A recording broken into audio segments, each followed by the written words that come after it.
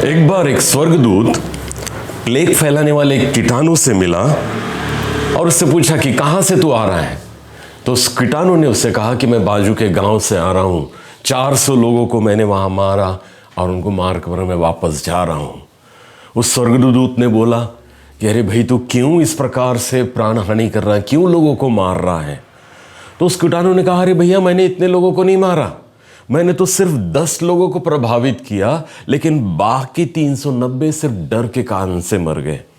मैंने तो सिर्फ 10 लोगों को प्लेग के कीटाणु से प्रभावित किया था, लेकिन 390 सिर्फ प्लेग के डर के कारण से मर गए। ओ मेरे प्रियो, सचमुच ही आज प्लेग का भय हमारे समय में नहीं है, लेकिन हमारे पूर्वजों ने प्लेग जैसे बीमारियों का सामना किया है। कैसे गांव के गांव इस बीमारी से नष्ट हो जाते, इसका अनुभव उन्होंने किया है। लेकिन ये कीटाणु जो कहता है कि मैं तो कुछ ही लोगों को प्रभावित करता हूँ, बाकी लोग सिर्फ डर के कारण से मर जाते हैं। और आज वही दशा आज हम लोग को हमारे देश में देखने को मिल रही है। 7.5 लाख लोगों से भी ज़्यादा लोग मर गए हैं। बहुत से कम लोग इस महामारी से प्रभावित हुए थे, लेकिन बहुत से लोग जो मरे हैं डर के कारण से।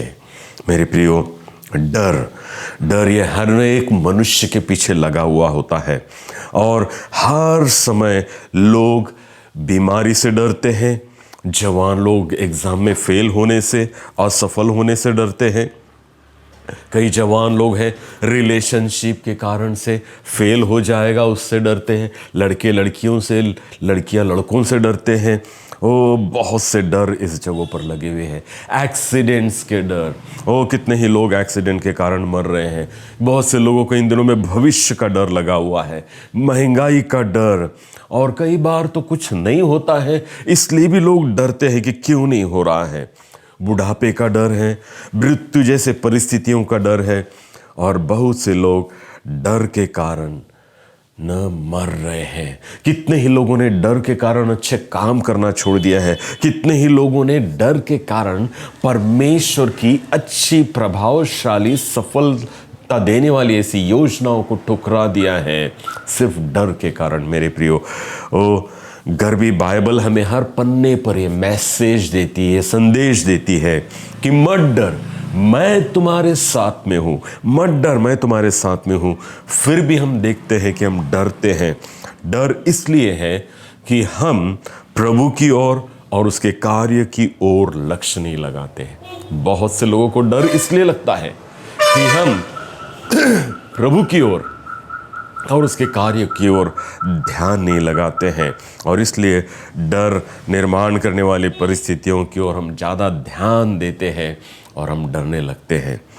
आज हम लोग एक छोटी सी कहानी, दूसरा राजा उसका 6वां अध्याय 8 से लेकर 17 वचन तक में दिया है, उसकी ओर ध्यान लगाएंगे कि किस प्रकार से परमेश्वर की सुरक्षितता हमारे चारों ओर है। आज इस संसार में महामारी के इस महान कीटाणुओं से, इस बड़े फैलने वाले, प्रभाव निर्माण करने वाले कीटाणु से भी ज़्यादा परमेश्वर की सेना हमारी रक्षा कर रही है। और लेकिन क्या मैंने उसको देखा है क्या? अभी हम लोग देखते हैं एलीशा और उसका सेवक अराम का, सीरिया का राजा है, उसके द्वारा घेर लिए गए थे। एक पहाड़ पर घेर लिए गए थे। सुबह जब ये सेवक उठकर देखता है चारों ओर, तो अराम की राजा ने उनको सैनिक और रथों से चारों ओर से घेर लिया है, और वो डर जाता है और वो अपने गुरु के पास में आता है, एलीशा के पास में आता है और कहता है कि हाय मेरे स्वामी, हम क्या करें, हम तो चारों ओर से घिर गए हैं। ओ उसी समय में 16 वचन में हम लोग को देखने को मिलता है कि एलीशा कहता है मत डर, क्योंकि हमारी ओर है वो उनसे अधिक है। एलीशा उस सेवक को कह रहा है जो हमारी ओर है उनसे अधिक है, उनसे ज्यादा है। ओ यहां हम लोग को देखने को मिल रहा है कि 2 ही व्यक्ति उस पहाड़ पर है, एलीशा भी है और उसका सेवक भी है। एलीशा महान प्रभु का भविष्यवक्ता, उसका सेवक भी धार्मिक होना चाहिए। लेकिन यहाँ दोनों के नजरियों में कैसी भिन्नता, दोनों की दृष्टियों में कैसी भिन्नता हमको देखने को मिलती है। यहाँ न एलीशा एक भिन्न तरीके से देख रहा है और उसका सेवक कहता है कि हम सारे शत्रुओं से उनके शस्त्रों के साथ, घोड़े रथों के साथ घेर लिए गए हैं। और एलीशा देखता है कि हम परमेश्वर की बहुत बड़ी सेना, अग्निमय घोड़े और रथों से हम सुरक्षित रखे गए हैं। और तब हम 17वें वचन में, इस दूसरे राजा उसके 6वें अध्याय के 17 वचन में हम लोग को देखने को मिलता है कि एलीशा अपने सेवक के लिए प्रार्थना कर रहा है, परमेश्वर इसकी आंखों को तू खोल दे ताकि ये तेरे सुरक्षितता को देख सके, ताकि ये तेरी सुरक्षितता को देख सके। और हमको पढ़ने को मिलता है कि उसकी आंखें खुलती है और वो देखता है कि उन आराम के राजा, उस सीरिया के राजा से भी ज़्यादा परमेश्वर की सेनाओं ने उनको सुरक्षित घेर कर रखा हुआ है। जब आंखें खुलती है तब वो देखता है। और मुझे लगता है आज इस भयंकर महामारी में भी मुझे और आपको परमेश्वर के पास ये प्रार्थना करनी चाहिए, परमेश्वर मेरी आंखों को तू खोल ताकि मैं तेरी सुरक्षितता को देख सकूं। ओ सारी और महामारी से लोग मरते जा रहे हैं। ओ 7.5 लाख लोगों से भी ज़्यादा संख्या में लोग मर चुके हैं, प्रभावित होते जा रहे हैं, लाखों लोग प्रभावित होते जा रहे हैं। हम इसकी ओर दृष्टि लगाए हैं या आज हम परमेश्वर से विनती करेंगे, परमेश्वर हमारी आंखों को तो खोल ताकि हम देख सके कि तूने हमें किस प्रकार से सुरक्षित रखा है, कितना सुरक्षित रखा है। ये हमारी ये बीमारी, ये महामारी या कोई भी तरीके के शैतान के कोई भी हमले हमको प्रभावित नहीं कर सकते, हमारा नाश नहीं कर सकते, क्योंकि परमेश्वर तू हमारे साथ में है। तूने हमें सुरक्षित रखा है, तूने हमें घेर कर रखा है। और जब तुम ये आंखें खोलने के विषय में प्रार्थना करोगे तो ये मत सोचिएगा कि आपके हृदय पर कोई एक नई आंखें निकल आएगी और उस आंखों से आप परमेश्वर के इन कार्यों को देख पाएंगे। नहीं मेरे प्रियो, परमेश्वर के कार्य हम विश्वास रूपी आंखों से देख सकते हैं। हमारे विश्वास के द्वारा परमेश्वर के इस महान कार्यों के और उसके सुरक्षितता का अनुभव हम कर सकते हैं।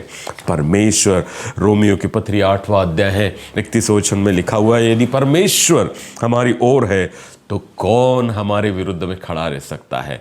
कोई महामारी नहीं, कोई शैतान की सेना नहीं और कोई भी पावरफुल नेशन के कोई सेना नहीं हमारे विरुद्ध में खड़ी नहीं रह सकती है अगर परमेश्वर हमारी ओर है। तो बड़े सुंदर प्रकार से हम लोग को देखने को मिलता है कि इसके पत्री में, रोमियो की पत्री में हम लोग को प्रोत्साहन दिया जा रहा है कि हम लोग परमेश्वर हमारे साथ में है, इसका अनुभव हर समय करते रहें।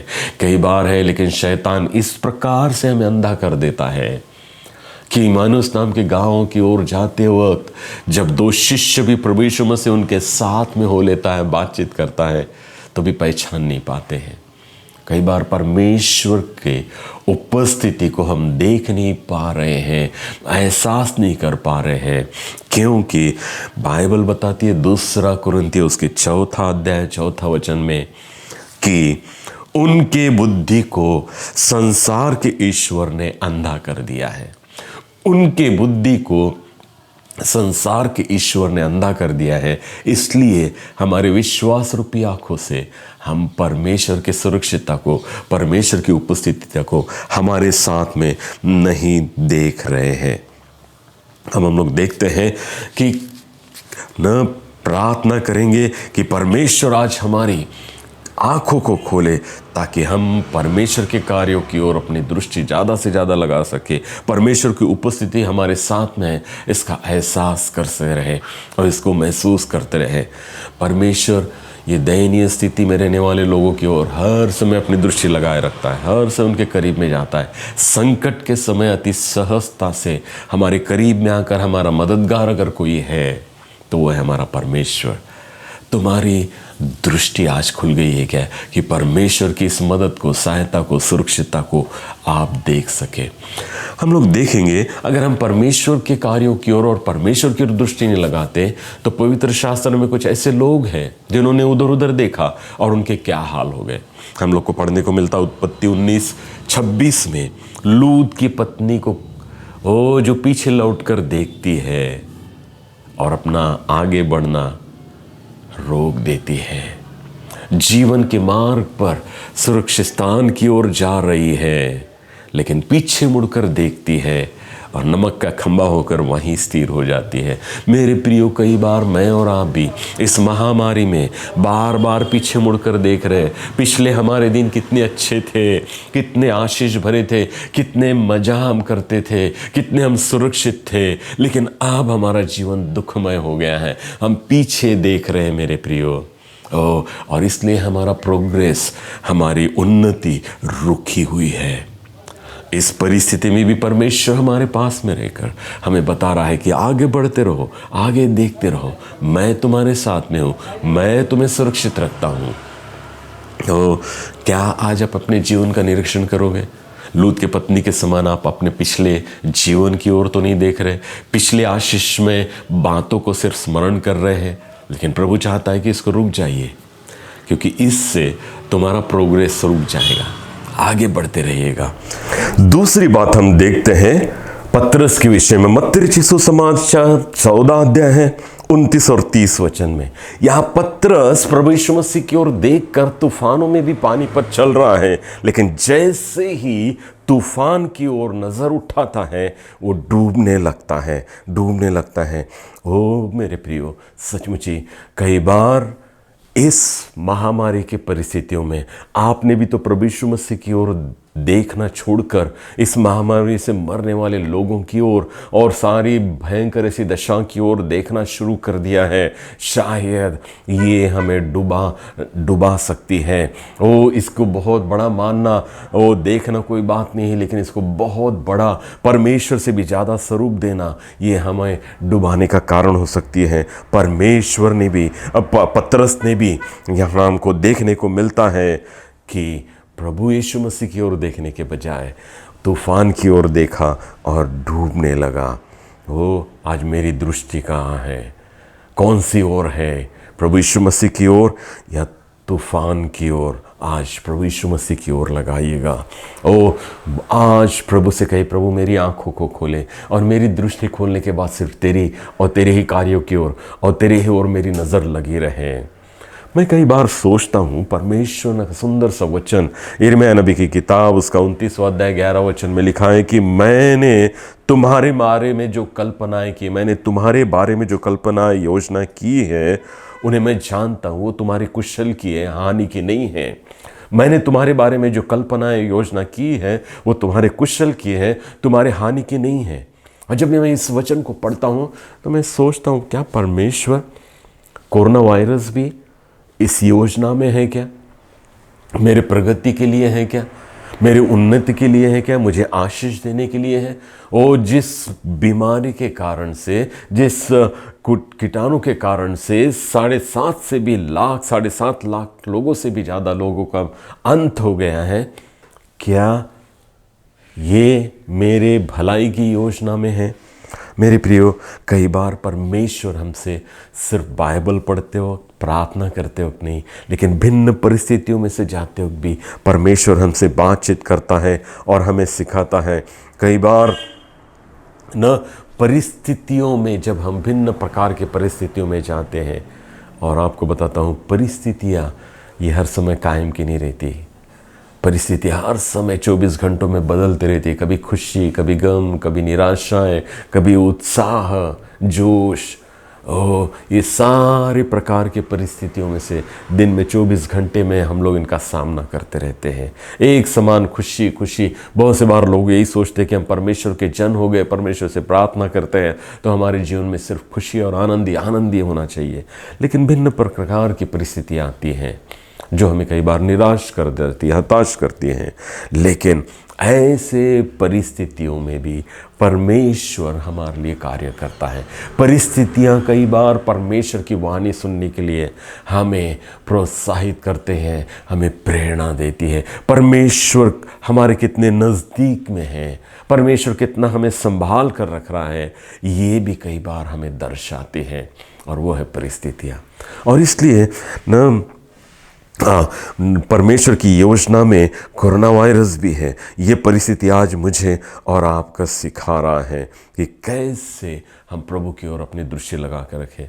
अगर ऐसे परिस्थितियाँ आगे विषय में हम नहीं सोचेंगे तो दानियल, जिसने सपने का राजा को अर्थ बताया और एक बड़ा अधिकारी चुना गया, वो अधिकारी बनकर परमेश्वर उसको रखता था, लेकिन उसके जीवन में भी एक दुखदायी परिस्थिति आई, और जब उसको सिंह के मान में डाला गया।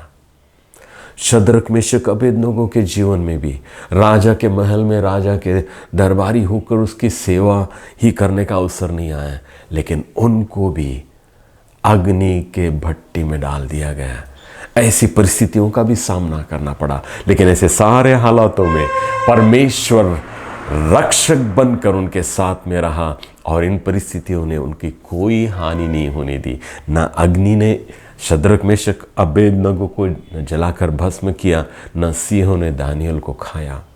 वो परिस्थितियाँ भिन्न प्रकार की आती हैं, लेकिन परमेश्वर इन सारी परिस्थितियों हमारे साथ में रहता है। और आज हम लोग भी शायद ऐसी भयंकर परिस्थितियों में से जा रहे हैं, लेकिन ये एहसास करते रहे कि परमेश्वर हमारे साथ में है, हमारा रक्षक बनकर हमारी सुरक्षितता की पूरी जिम्मेदारी उसने ली है, और निश्चित ही हमारे जीवन को पार लेके जाएगा। इन सारी परिस्थितियों में से हमें सुरक्षित रखकर पार ले जाएगा। क्या आज परमेश्वर से विनती करेंगे कि परमेश्वर मेरी विश्वास रूपी इन आँखों को तू खोल, ताकि जो तू कार्य मेरे जीवन में कर रहा है उसको मैं रोज रोज देखते रहूं, तेरी सुरक्षितता के बेड़े को मैं देखूं, और तेरी महिमा के लिए बहुत ऐसे इस्तेमाल होते रहो। आज हम लोग को देखने को मिलता है 2 कुरिन्थियों और उसका 1 अध्याय 9वें वचन में पौलुस भी कहता है, हमको भी ऐसे भयंकर ऐसी परिस्थितियों में से जाना पड़ा। हमको तो ऐसा लगा था कि हाँ हम अब नाशी होने वाले हैं, निश्चित ही हम पर आज्ञा हो चुकी कि हम खत्म हो जाएं। लेकिन पौलुस कहता है, वो बड़े सुंदर प्रकार से इस वचन को हम लोग ध्यान से सुन लेंगे। क्या कहता है वो, वरन हमने अपने मन में समझ लिया था कि हम पर मृत्यु की आज्ञा हो चुकी है। देखिए परिस्थितियाँ कैसी आ गई थी कि पौलुस कहता है कि हम पर मृत्यु की आज्ञा हो चुकी है, ताकि हम अपने आप पर भरोसा ना करें, परंतु परमेश्वर का जो हमें मरों में से जिलाता है। हम अपने आप पर भरोसा ना करें, लेकिन परमेश्वर पर भरोसा करें जो हमें मरने में से जिलाता है। मेरे प्रिय, सचमुच ही ऐसी भयंकर परिस्थिति आएंगी, तब हमने अपने आप पर, अपने धन संपत्तियों पर, अपने सुरक्षित घरों पर, या अपने सारे दूसरे अन्य लोग जो हमें सुरक्षित रख रहे हैं उन पर नहीं, उनसे बढ़कर परमेश्वर पर भरोसा करें। ये परिस्थितियाँ मुझे आपको सिखाती है, और तो परमेश्वर की सुरक्षितता का अनुभव हमें प्राप्त होता है। वो मेरे प्रियो, संकटों के समय में 10वें वचन में भी बड़े सुंदर प्रकार से वो लिखता है, उसने हमें मृत्यु के ऐसे बड़े संकट से बचाया और बचाएगा, और उस पर हमारी यह आशा है कि वो आगे भी बचाता रहेगा। उसने हमें इसके पहले बचाया, बचाएगा, और आगे भी हमारी आशा है कि हम जब तक इस पृथ्वी पर है वो हमें बचाता रहेगा। ये सुंदर सा वचन सचमुच ही आज मुझे और आपको प्रेरणा दे रहा है कि ऐसी परिस्थितियों में अपनी दृष्टि परमेश्वर की ओर लगा कर रखें। आज परमेश्वर से विनती करें, ये आंखें आपकी साबुत होंगी, लेकिन आपके मन की आंखें, विश्वास की आंखें खुली रहे, जो परमेश्वर की उपस्थिति को हर समय देखते रहे, जो अब तक के आपको संकटों से, महामारियों से, मृत्यु से बचाते आया है। वो मृत्यु की आज्ञा भी हो गई, ऐसा लग रहा होगा आप बिल्कुल डेथ बेड के एंड पे होंगे, परमेश्वर वहाँ से भी आपको नई जिंदगी देकर उठाएगा। यही पौलुस मुझे और आपको प्रेरणा दे रहा है। मेरे प्रियो, आइए आज अपना जीवन प्रभु को समर्पित करें और एक नए प्रकार से परमेश्वर की उपस्थिति को अपने जीवन में देखें।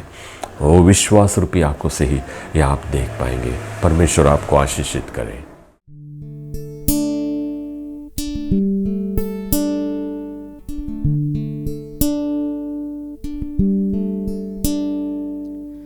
Open the eyes of my heart, Lord.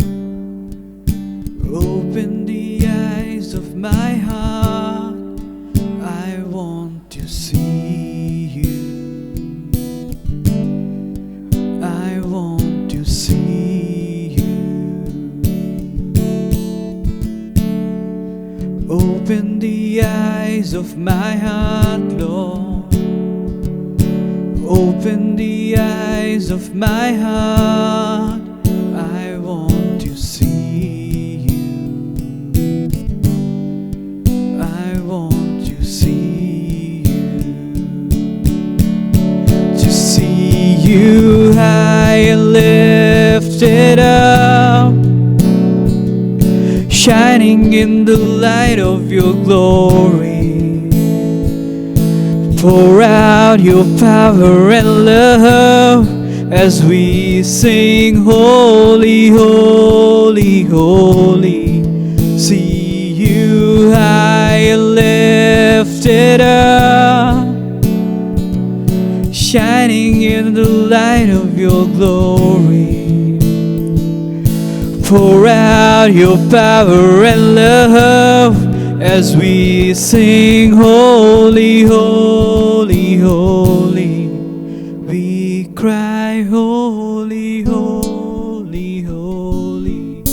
We cry, holy, holy.